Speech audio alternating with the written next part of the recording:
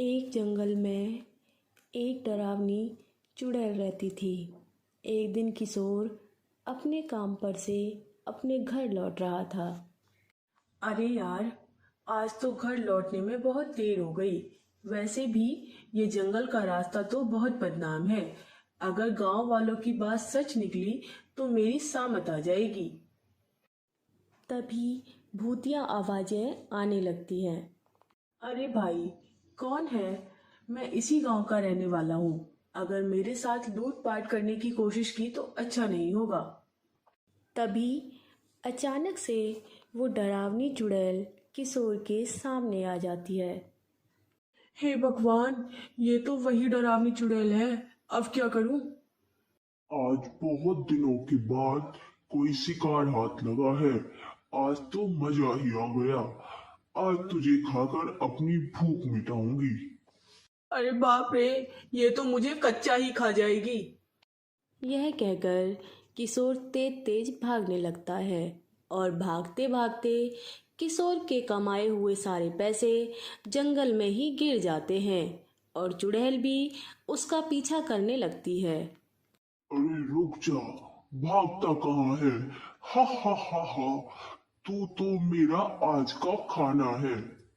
भागते भागते किशोर एक पेड़ के पीछे छिप जाता है और चुड़ैल उसके आगे से निकल जाती है।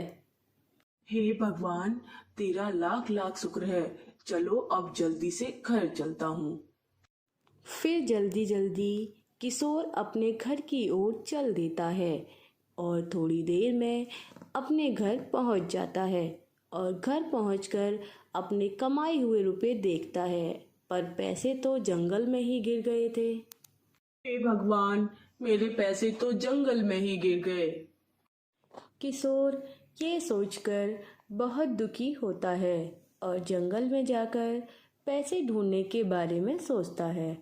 लेकिन मैं अकेले गया तो वो चुड़ैल इस बार मुझे पक्का खा जाएगी।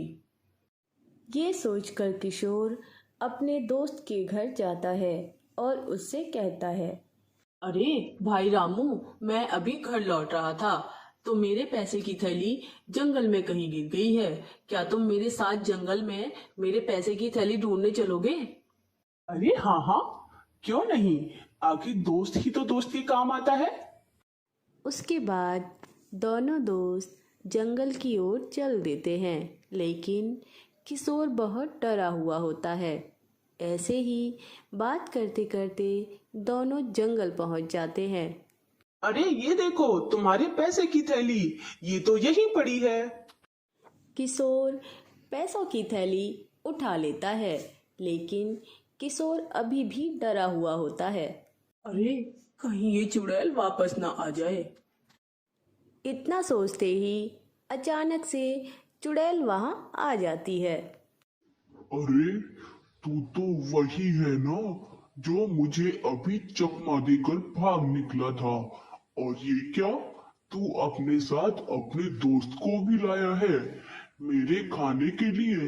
हा हा हा हा हा।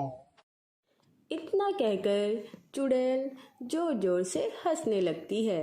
चुड़ैल की यह बात सुनकर रामू किशोर से कहता है, अरे मैंने तुम्हें दोस्त कहा था और तुमने मेरे साथ क्या किया? मुझे यहाँ मरने के लिए ले आए। अब इससे बचने का कोई उपाय नहीं है क्या? इससे बचने का एक ही उपाय है, जितना तेज हो सकता है भाग यहाँ से। इतना कहकर किशोर वहां से भाग निकलता है और रामू उस डरावनी चुड़ैल को ही देखता रह जाता है। रामू किशोर को भागता देख कहता है, अरे ओ एहसान फरामोश, मेरे लिए तो रुक। मैं तेरे लिए यहाँ आया था और तू मुझे ही यहाँ छोड़कर भाग निकला। इतना कहकर रामू भी किशोर के पीछे पीछे जोर से भागता है और उन दोनों के पीछे चुड़ैल भागती है, लेकिन चुड़ैल उन दोनों को नहीं पकड़ पाती।